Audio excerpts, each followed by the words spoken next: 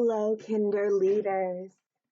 For our read aloud today, we're going to be reading I Wish, written by Jillian Harker, illustrated by Gill McLean.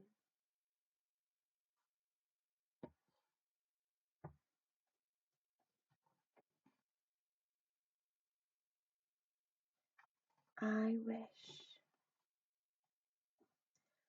Benji sat on the bed, feeling a bit lonely. He was new here, and he hadn't seen anyone else in the bedroom.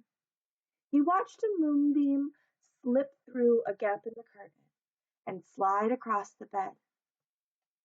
I wish I had someone to play with, he whispered. Did I hear someone say they wanted to play? Asked a voice. The lid of the toy box flew open and out climbed a dangly-legged spotted horse. I'm Dottie, and I love to play. Boing, boing. Dottie jumped onto the bed and began to bounce up and down. Where did you come from? She asked. From the birthday party, replied Benji. I was a present.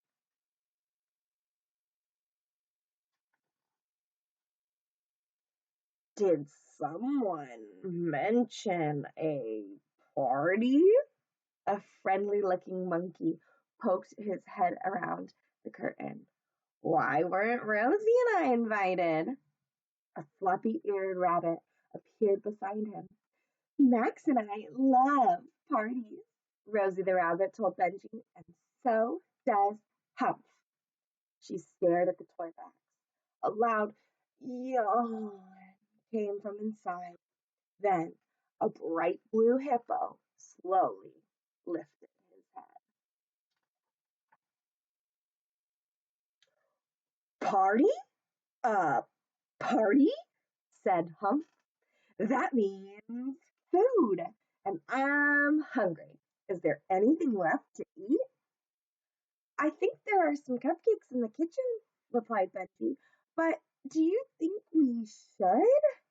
But Humph was already out the door. Oh, said Benji, looking at the other toys. Should we go after him?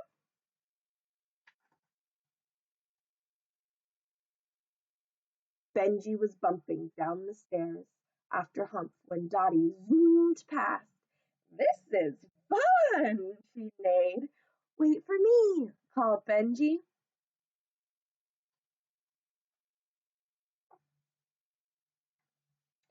In the kitchen, Humph was about to take a bite out of a leftover cupcake. The candle was already halfway in his mouth. Benji grabbed it just in time. Excuse me, he explained, but you aren't supposed to eat that part. Thanks, Benji. You're smart. I wish I knew things like that, grumbled Humph. Before Benji could explain about the candle, he heard Dottie and Rosie yell loudly. They were staring at a large black shape outside the window. What is it? They grabbed Benji and held on tight. It's just a cat, said Benji. No need to worry. Phew, sighed Rosie with relief. I wish I could be as brave as you, Benji, laughed Dottie.